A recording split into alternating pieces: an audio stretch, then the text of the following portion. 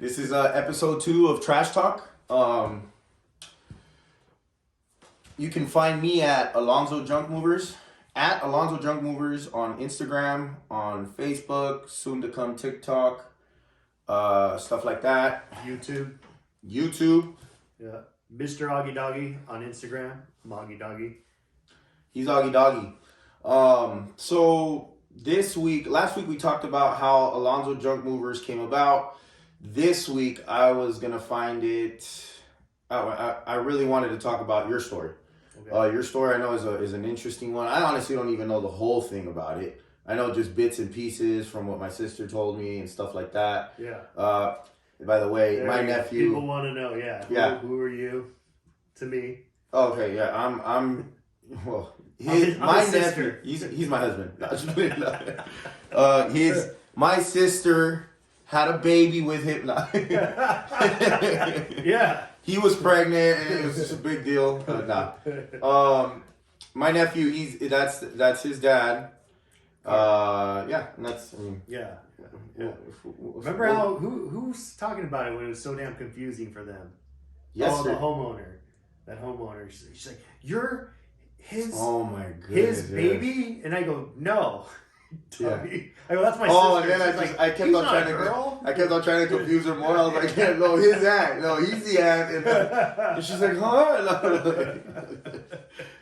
Yeah. So. Oh, that was hilarious. Yeah, I remember that part now. All right. So anyway, I want to talk about your story. So I want to start from the beginning. I don't want to hear the glitz and glamour first. I want to hear the, I think you said broke. Yeah, just real quick. You said you were coming out of high school. Yeah, coming out of high school, broke as hell. I did a telemarketing job. 18 years old. That shit was stupid. I started selling weed. What kind of weed at that point? Oh shit! Stress. Back then it was AZ, Arizona. No, Chronic was out, and then Kush just hit the scene in high school. So real quick, this story gets a little I don't know. Hopefully kids aren't watching. If you guys are, you're playing this in the background. Yeah. Probably not have them in the background. Right. No, this is real story. It's not. Everything I say is not going to be some fabricated bullshit. It's real, but it's also graphic, I guess. And obviously we don't. This is his past. Yeah. No. This is not this lifestyle that I live. Not at all. I don't mean I have my past too. I probably in another episode will explain mine, but. Of course, none of this is condoned anymore and all this, but it's a very interesting story. So I just wanted to say that before we start, because I don't want people to be like, these guys are just glorifying all this. No, yeah, drug and porn star talk. You'll see why it's not glorified, but yeah. So I started the painting company, and I got into the plumbers union after that. I wanted benefits. So I switched. Whack-ass plumbers union. Yeah, I'm not a fan of it. Iron workers. I might have to get back into it if this shit doesn't work out. So, right. What happened was I was still selling weed in the plumbers union. I'm in trade school, and one of the other students, one of my buddies, he hits me up and he was like, "Yo, why don't you just start slanging blow?" I had no fucking clue what the hell to do with blow, who did it or anything like that. I just knew that it was a lot harder than weed as far as the drug itself. So right, he pretty much convinced me. He was like, "Yo, it's easy. There's more money involved." So I started off with 2 ounces that I bought off him for about $500 each, and then sat on that for about a couple months, and no one was really hitting me up. I was trying to put the word out. I was making some crazy drives just to make money off an 8-ball, and it was just a complete waste of time. And so my neighbor, who's like a brother to me, that passed away in 2012, he just graduated high school. I should have been in college, but I'm in trade school at this time, so the age group is like about 4-year difference. He was just coming out of high school. He had a whole clan of people that partied like that. Because in high school, for me, weed was the social drug. And I guess it moved from weed to coke, at that time. So everybody wanted it. And from there, my clientele just built up pretty fast. Okay. So I went from there to my buddy's mansion in Bell Canyon, which is West Hills, Calabasas So area. you hold on. You blew up. You mentioned that you blew up with a buddy from college, right? Well, he was right out of high school, yeah. Okay. Okay. Okay. Okay. Yeah, so he's the one that got me all the customers Okay. at this point in my life. And I I mentioned this, but the amount you were selling was what? Just grams, 8 balls. So it was a lot of nickel and dime and stuff. It was all Nick. My whole like lifestyle in the drug game was always a nickel and dime thing, but it was just so much of it that you were making a lot making of it, good money. nonstop. Yeah, Okay. yeah. Okay. So it went from there to me living in Bell Canyon, and Bell Canyon was where I met my one of my buddies that introduced me to Hollywood. Bell Canyon was like the sickest area to have like these crazy parties up in the hill. Near Calabasas, right? Yeah, yeah. Okay. And that at that time it was just like Ray J would be at the house, and he'd come with girls. You ever see Kim? Never seen Kim. No, Okay. no, she wasn't in the picture anymore. I guess the fame was already built for him at that point. Okay. So, yeah, just crazy wild parties over there. One of the people that used to party there all the time, he was the one that introduced me to the whole Hollywood lifestyle. It went from me paying for bottle service anytime I went to Hollywood to walking into pretty much all the A-list, B-list, and C-list clubs for free, and then knowing somebody at each table and having bottle service, and paying like $100 for a bottle when you're paying $5 if you didn't know anybody and shit like that. So it just came with the whole new. And you're slanging. I'm slanging left and right. You're becoming like the guy type of thing, right? Right. Yeah. And Okay. so I meet up with some dudes that work with Eminem and Dr. Dre, and they had the crazy parties out there. I would take those parties back to Bell Canyon, and it was just like an after spot. Yeah. Okay. This was like the happening time to be in Hollywood. Hollywood's ghetto as fuck now. I don't know if you've been back there. Yeah. Okay. From Hollywood. Well, back in the day, it was like. But see, the Hollywood that I came from isn't Hollywood, like the street. Yeah. I'm more on the Ghetto east. side. Yeah. We honestly didn't even party in Hollywood like that. I grew up in Hollywood, and yes, of course, I've been to the Boulevard and stuff like that. But the Boulevard's always been ugly. It's always been full of like, at least when I was there, I know it's just full of homeless and stuff like that. Yeah, and we would see them, but like, if you drive down Hollywood back in 2010, 2008, all that shit, you would see clusters of like gorgeous women just walking down the street, like Miami, and like Melrose. Yeah, how Melrose was. To me, Melrose has always been better. Yeah. For me. Like, I mean, and I'm just saying, back then, right? Like, to me, it was way nicer walking down Melrose. Yeah, no, now you get your ass dusted on Melrose for sure. Oh, yeah. It's not like that anymore. Yeah, Yeah. okay. But same with Hollywood. Hollywood's ghetto as hell. But back then, that was the spot. So, this crazy lifestyle came with a lot of women, a lot of porn stars, models. I mean, you name it. So we're at the club scene. We're at the club part where you're getting in the club scene. Mhm. I think you move into Sunset and Vine. You were Sunset saying. and Vine, yeah. Snoop lived in the building, Okay. and it was just like a spot where it was so close to the boulevard where everybody would come back from partying on Hollywood to walking over to Sunset and Vine. And shit, this is even before Uber, 2010, 2011, I think I was out there. And so Snoop lived in the building. We get kicked out of that building. The door dudes used to look out for us. So, when we left, I told them, thank you guys for all the help. They would warn us whenever cops were coming, or if my girlfriend was coming up and I had a bunch of girls at the house, they would give me the cool little heads up. They were like, yo, we only got this job for the night hour position because we know that if a group of girls were coming in, we're going to see them and they were going towards you. If it was a group of like some ghetto black chicks, they were going up to Snoop. So they loved all that little whole shit that was going down. It was just a dope vibe, I guess, if you're just sitting, chilling, getting paid, looking at hot chicks, drunk chicks all the time. Okay. Who knows if they were, getting numbers or anything like that. I mean, I would be doing that if I was them. So it went from that to, leading me to like hooking up Scott Storch. That was a big player. Scott Storch, the music producer. Yeah, the music producer in the He 90s. produced for Fat Joe, Terror Squad, The Beyonce. Game. I know he did a lot. He 50 did a whole album Cent, for The Game. Yeah. Scott Storch is really known. Yeah, huge. And so the parties at his house were crazy. And then So who were you to Scott Storch? I was his connect. Okay. I was his connect after Miami. So you're the reason why he fell off. Miami is where he fell off. I mean, he had his Bugatti and all this, crazy cars and shit that. Yeah.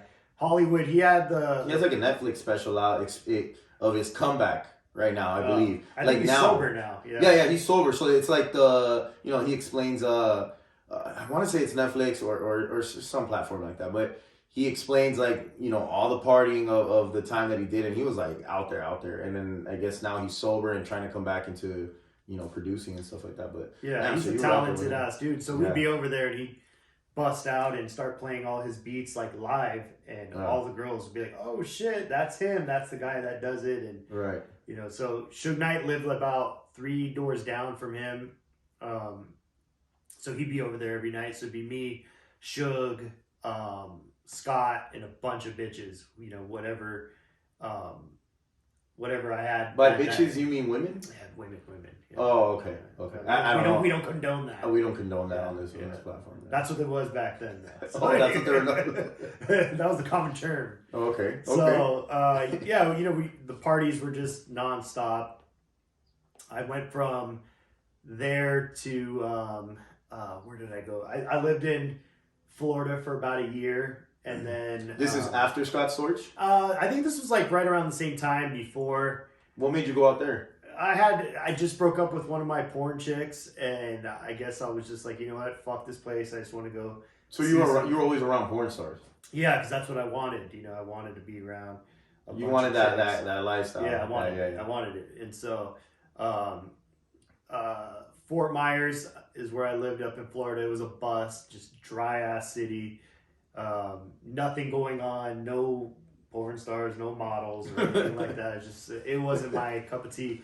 So I come back to Hollywood, dive straight deep into the game again. Just like when you left? Like nothing happened. Like nothing happened? I actually had some people set up to where they were moving shit for me while I was out in Florida. Okay. Yeah. So I was still collecting some money, but it wasn't shit. I basically just gave up my empire of a bunch of nickels and dimes to live out in Florida for about a year. Came back, did the whole Hollywood shit again, and from there, we lived in Hollywood and Highland, right across the street from Lucky Stripe, and that's where it took a shit. I met your sister.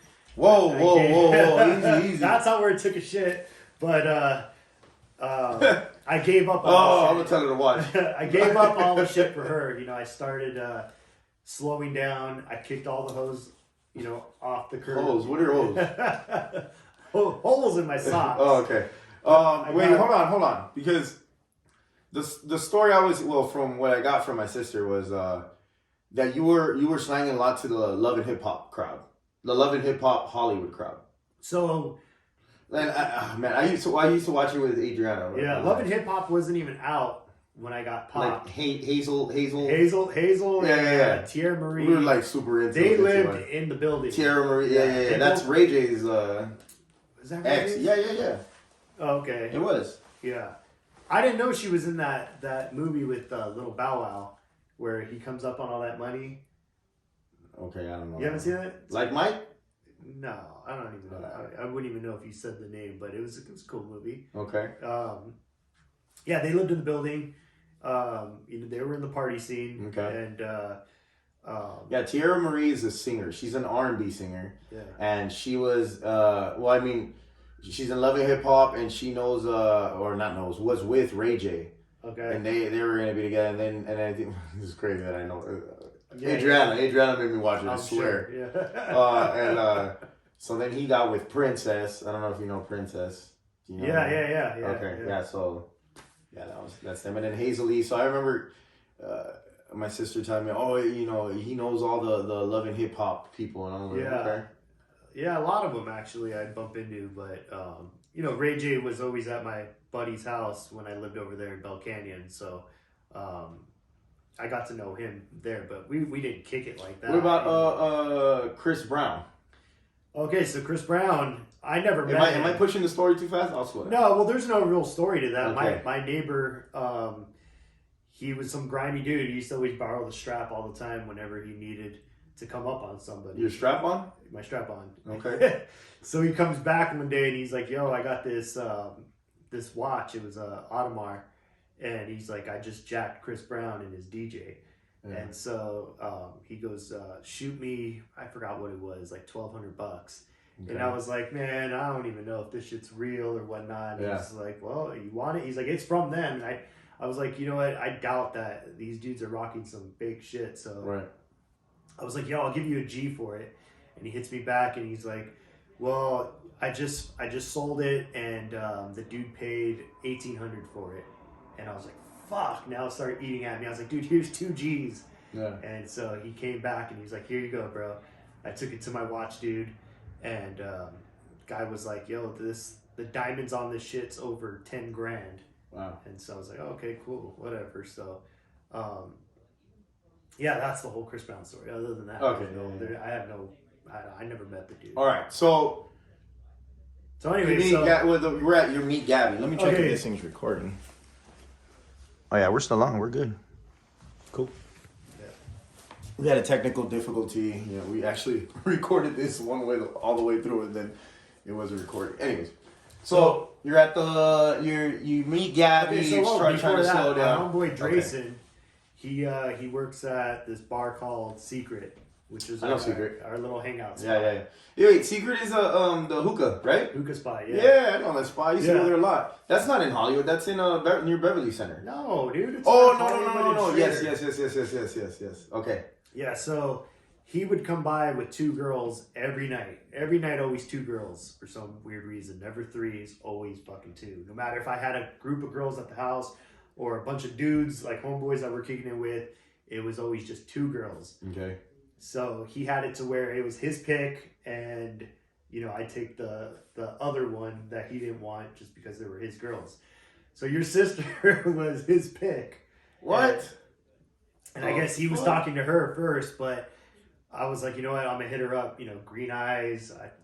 We're not gonna get into a whole. Well, you know, I look at my sister. Don't stare at me and describe me. And so. Yeah, so I started talking to your sister, and then I think she moved in like 2 weeks later. Yeah. After that, and like a month later, she's pregnant. But after that point, you know, when she moved in, I cut everybody off because I was like, you know, she's a good chick. She wasn't like the porn stars or anything like that. So I was like, that's hard to find somebody good looking that didn't have this crazy past of, you know, doing this and that. So I cut everybody off.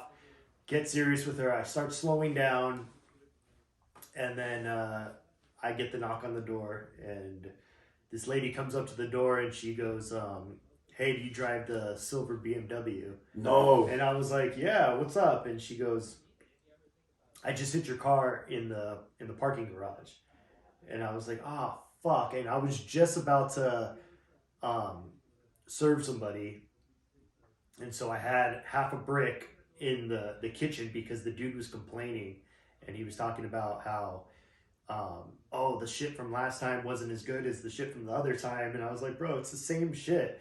So I'm gonna show him this brick. So I basically have it in my hood, and I put it on the kitchen counter, and as I walk outside of the apartment, my customer was right there with this big ass dog that he has, and he's like doing one of these like.